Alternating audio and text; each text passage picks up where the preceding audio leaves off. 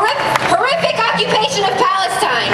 And it is because of these millions of dollars fed by the United States every day that the recent massacre of Gaza occurred, where hundreds of children, hundreds of students walking to school were slaughtered just for being Palestinian.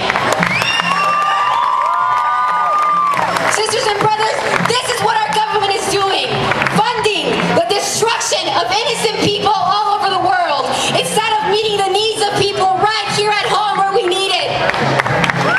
Sisters and brothers, that is why fighting against these wars is more important now than ever.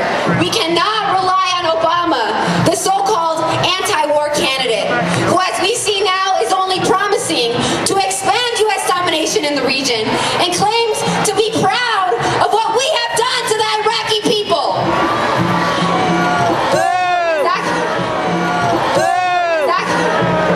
As we see this economy crumble before us, controlled by the same war profiteers who sent us to Iraq to kill and be killed.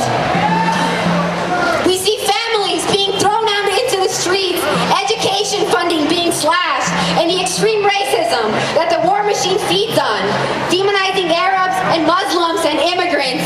It is more important now than ever to stand up and fight back. And we won't stop until we end the occupation of Afghanistan, of Iraq, of Palestine, and end the occupation everywhere around the world. Thank you very much. Up next, we're going to hear everyone, and we want to do something about it, because you can be angry and you can sit at home, right? But that's not for us. We're angry and we want to do something about it. And we have to know, why are we here today? Why today? We're here on the 6th anniversary of the U.S. invasion of Iraq, that criminal war that we have been protesting against for so many years. And a lot of people didn't come out today too, right? Because all they're hearing about Iraq and all the other wars is that it's over. War is over. We're pulling out the combat troops. No reason to go out and protest anymore. But those of us here today know the truth. That the Obama administration plans on keeping 50,000 troops in Iraq. 50,000 troops, that's a third of the force. And they're supposedly just going to sit around, right? Security operations. That is not an end of the war, okay? We all know that. And there's the escalation of the Afghanistan war. We're not for that war either, any more than we're for the war in Iraq. And let us be clear about that today. The war in Iraq is wrong, and so is the war on the people of Afghanistan. They are people just like us, with family and real lives, that they just want to carry out peace. And we have to stand today in solidarity with the people of Afghanistan as well. Let us be clear about that. The Obama administration is handing out billions of dollars to the largest corporations, the largest insurance corporations, the largest finance capital in this country. And meanwhile, most of us are finding it harder and harder to get by on a daily basis. In Los Angeles alone, there are over 85,000 people that are without a home on a daily basis. That is a crime. And like occupations everywhere, it's women and children in Haiti paying the highest price. From women and girls raped by UN forces, to mothers having to feed their children cookies made of dirt because they're starving, to communities devastated when those who resist occupation are imprisoned or simply disappeared. The fact that whether it's Afghanistan, Iran, Palestine, or Haiti, occupation is a crime.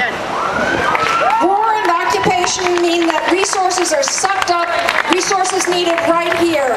And it's women and children again, and here and around the world, beginning in communities of color, who are paying the highest price. In the U.S., women with children are the fastest growing sector of the homeless and those being imprisoned. Payments to families on welfare, forcing young people without other job options into the military.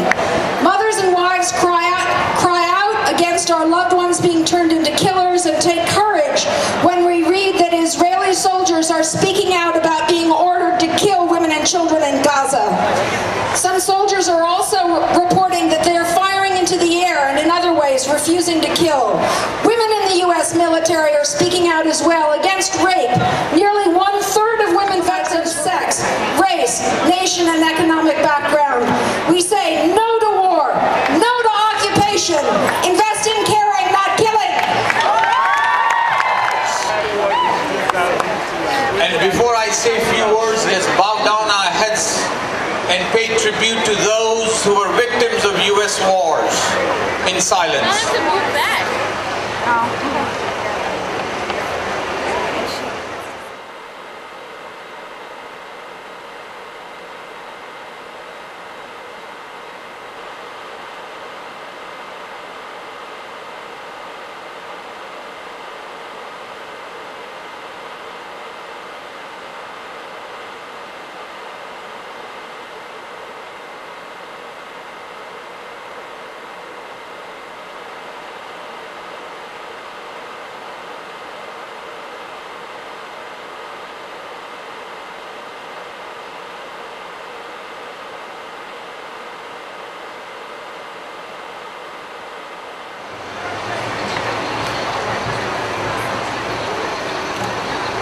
Thank you so very much.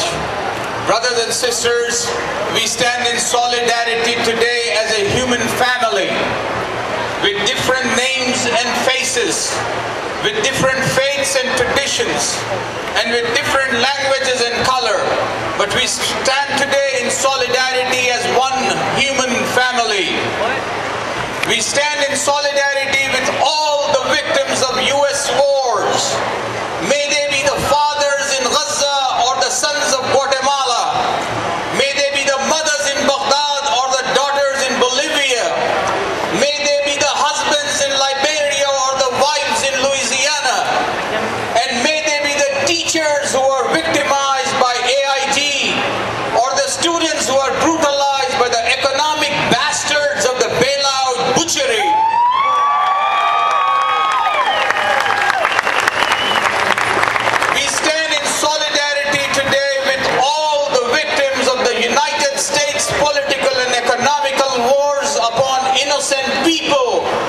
We stand in solidarity today because we are one human family. We also stand in solidarity against the ABCD war criminals at home.